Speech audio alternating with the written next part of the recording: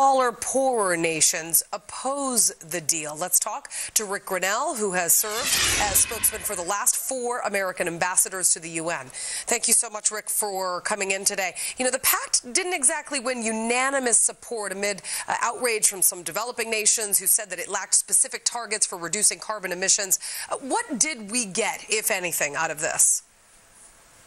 Well, first of all, let's start by saying, what's up with Copenhagen? I mean, first, the president goes to Copenhagen.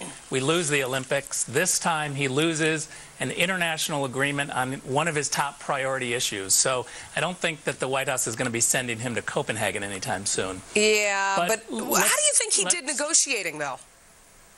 Well, I think it was a disaster, let's face it. Whenever 193 countries come together and they say, we take note of an agreement, that never happens at the UN. Usually the UN says we demand that countries do this or that we call upon countries to do that. This time 193 countries spent 2 years talking and they took note of this document. It turns out to be a disaster. I don't think that we'll see much progress out of this, and it's probably a good thing. Well, although, you know, no greenhouse gas reductions were committed to, and that was sort of the point here, to curb greenhouse gases from the world's major emitters, UN Secretary General Ban Ki-moon has welcomed the deal. He says it essentially, this is the beginning. The beginning of what?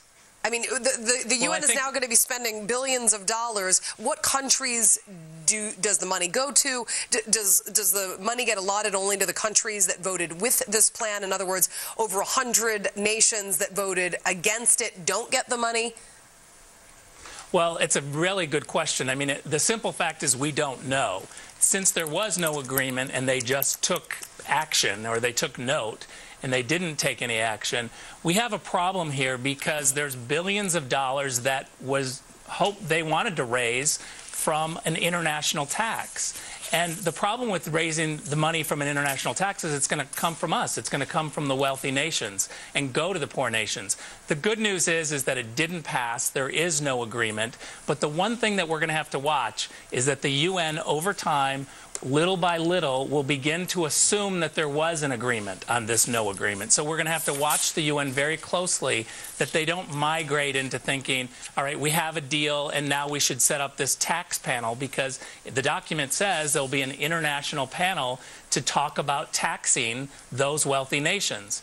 One of the reasons why the smaller countries didn't go along with this is that they weren't getting enough. There wasn't any action that said, take the money from the rich and give it to the other nations. What about the meeting, by the way, got to go, but what about the meeting that President Obama crashed right at the end of the conference?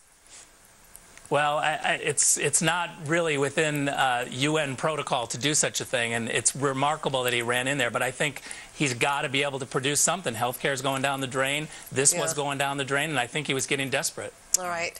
Rick Grenell, thank you very much for coming on. We appreciate it. Thanks. The United States is taking